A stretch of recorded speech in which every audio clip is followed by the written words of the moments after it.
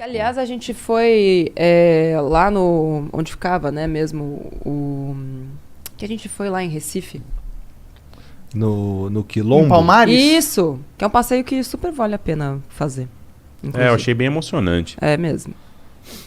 Emocionante em que sentido? Cara, a gente adora história, né? Então, tipo, você estar nos lugares onde as coisas aconteceram e entender o que aconteceu, como aconteceu e refletir para que não aconteça de novo e o que você pode fazer, eu acho que é uma das coisas mais interessantes de viajar, por exemplo. Eu gosto de viagens com conteúdo. E que era algo que a gente nem sabia que existia, porque ninguém fala sobre isso. Eu, pelo menos, nunca tinha escutado alguém falar. A gente estava lá, foi passar um Réveillon e tal, e a gente sempre procurava o que a gente pode fazer aqui perto. E falei, nossa, o Quilombo dos Palmares tá aqui do lado e tal, onde aconteceu lá, enfim, a chacina, não sei o que e tal. Vamos lá ver. E aí a gente foi, ao mesmo tempo é um ponto positivo, que você fala, nossa, não sabia que existia isso.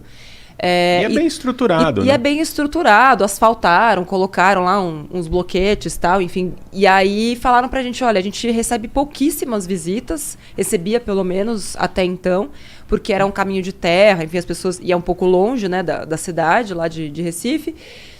Só que ao mesmo tempo você fala, puta, meu, se isso aqui fosse em qualquer outro lugar, ia estar tão melhor cuidado. Tipo, a gente nem pagou nada pra entrar, né? Falei, pô, como é que os caras sobrevivem e tal, não sei o quê. Aí você tem ali umas lojinhas, enfim. É bem cuidado, mas você fala, putz, se tivesse uma estrutura... se a gente preservasse a nossa história, se a gente preservasse essa cultura, de novo, né? A mesma coisa que acontece com ditadura e tal. Se a gente colocasse um holofote sobre isso... talvez nós estaríamos melhor, assim. Com certeza. Isso foi uma questão minha com a escola brasileira que sempre me pegou. Eu aprendi muito mais sobre a Revolução Francesa do que qualquer coisa sobre o Brasil.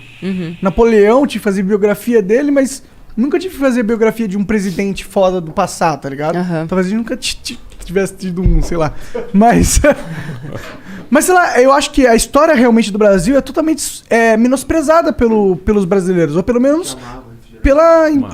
pela estrutura educacional pública. Né? Eu quero refrigerante. E privada, porque eu sou estudante em escola privada. Não, e outra, né? Depois você vai descobrir que a história que te contaram na escola não é história real. Pedro Álvares Cabral descobriu o Brasil. Né? A Lei Áurea lá, né? Enfim, pô, é tudo mentira. Sim. Contaram uma história pra ficar bonito. Não a história real. De verdade. Né? E aí você cresce, na verdade, com contos de fadas, não com história de verdade. A escola vira um negócio de resenha de um livro de fantasia. Pois é. Tipo, como você compra a nossa fantasia que a gente estipulou pra você? Você compra bem? Exato. Você entende tudo sobre ela? Beleza, passa aí. Inclusive, recentemente, a gente tá meio... e o Érico embarcou nessa comigo. Recentemente, eu descobri a história de uma mulher brasileira que é a primeira mulher investidora do Brasil. Eufrásia Teixeira Leite. A Eufrásia começou a investir na Bolsa em 1880. Já existia Bolsa no Brasil nessa época? Já existia Bolsa no Brasil nessa época. E aí, Eufrásia, lá de Vassouras, Rio de Janeiro, 16 anos, ficou órfã, herdou fazenda lá dos pais, né, fazendeiros. Ela tinha uma irmã. Se ela ficasse no Brasil, ela teria lá toda a fortuna dela, ela ia ter que ter um tutor, homem. E ela falou, Eufrásia, muito louca, falou, não... Bora, mana, bora pra França, que tinha lá uma ligação, tá, um parente lá. Lá elas seriam donas do próprio nariz, foram. Pois Eufrásia começou a multiplicar a fortuna da família. Meio que ela multiplicou por 100, assim. Na França? Na França. Ela era dona de uma esquina na Champs-Élysées. Ela, enfim, Eufrásia, assim, mandava e desmandava e tal. E Eufrásia... tinha um relacionamento com um cara chamado Joaquim Nabuco, que vocês já devem ter escutado na escola. Que nem era lá essas coisas, mas está nos livros de história. Ele tem seu valor, era um abolicionista e tal. Perto de Eufrásia. A questão não é o valor do outro.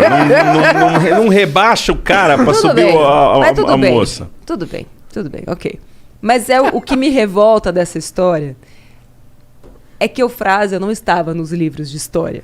E quando eu descobri que Isso Eufrásia é revoltante. existia, e a Eufrásia multiplicou a fortuna, não teve filhos, ela deixou toda a herança dela para a cidade de Vassouras, construiu o hospital, construiu o museu, Caralho. deixou de herança tipo, para construir escola, um monte de coisas lá. Deixou um legado, assim, sabe? De mudança, de transformação, de educação. E eu nunca fiquei sabendo que essa mulher existia. E quando eu descobri, eu falei, meu Deus, é como se parte das minhas referências tivessem sido roubadas, assim. Pô, tem tudo a ver com aquilo que eu faço. É um ambiente, né, muito masculino, aquele onde eu né, tô ali dentro. Sim, e tal. financeiro. Muito né? ainda masculino, com pouquíssimas referências femininas. Com certeza. Mas quantas delas a gente nem soube? Não foram só apagadas. pouquíssimas né? porque ninguém Não quis foram contar apagadas. a história delas, né? Exato. E assim como Eufrásia, existem várias outras que simplesmente foram apagadas da história. E que a gente precisa começar a não é nem ressuscitar, Resgatar, né? devolver, colocá-las no lugar onde elas merecem estar, sabe? Com E certeza. pô, como tu tava fazendo uma pesquisa sobre quem foi a primeira investidora, como Mas- tu chegou nela? A responsável pela pesquisa é a Mariana Ribeiro. Ela é economista, uma das poucas mulheres que fica ali na mesa de operação. Aliás, Mari, um beijo pra você. E a Mari tinha que fazer um trabalho de conclusão de curso, né, de TCC.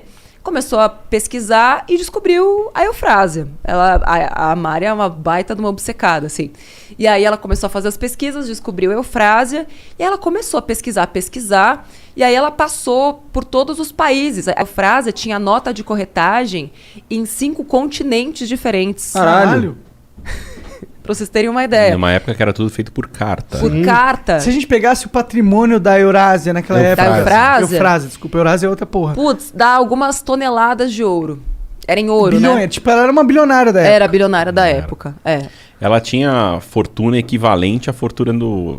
Ela tinha uma fortuna maior do que a fortuna do próprio Dom Pedro. Caralho!